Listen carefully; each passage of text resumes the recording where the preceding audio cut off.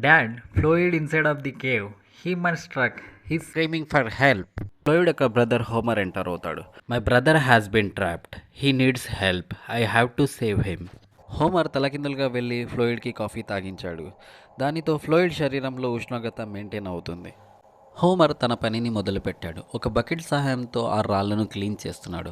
Homer సుమారు 8 గంటలు కఠినంగా శ్రమించినా ప్రయోజనం లేకపోయింది. ఆ 100 కిలోల బరువు ఉన్న రాళ్ళు మరియు దుమ్ము ఫ్లోయిడ్పై పడసాగాయి. చివరకు ఫ్లోయిడ్కి కాఫీ మరియు స్నాక్స్ని తినిపించి హోమర్ బయటకు వస్తాడు. బయటకు వచ్చిన తర్వాత అక్కడున్న జనాలను చూసి హోమర్ షాక్ అవుతాడు. ఆ ప్రజల్లో కొంతమంది, ఒకవేళ నేను హోమర్ ప్లేస్లో వెళ్ళి ఉంటే ఫ్లోయిడ్ని ఈ విధంగా కాపాడేవాడిని, ఆ విధంగా కాపాడేవాడిని అని పనికిరాని మాటలు మాట్లాడుతూ ఉన్నారు. ఇప్పుడు మిల్లర్ అనే రిపోర్టర్ ఎంటర్ అవుతాడు.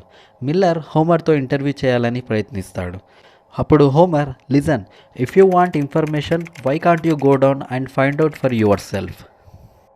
ఆ మాటతో మిల్లర్ లోపలికి వెళ్ళే ధైర్యం చేస్తాడు. ఫ్లోయిడ్ని చేరుకున్న తర్వాత కాఫీ తాగించాడు. ఇక్కడ క్రేజీ పని ఏమిటంటే లిటరల్గా అక్కడ మిల్లర్ ఫ్లోయిడ్తో ఇంటర్వ్యూ తీసుకుంటున్నాడు. ఇప్పుడు మీరు ఎలా ఉన్నారు? ఈ సిచ్యువేషన్ నుండి మీరు బయటపడే నమ్మకం ఉందా?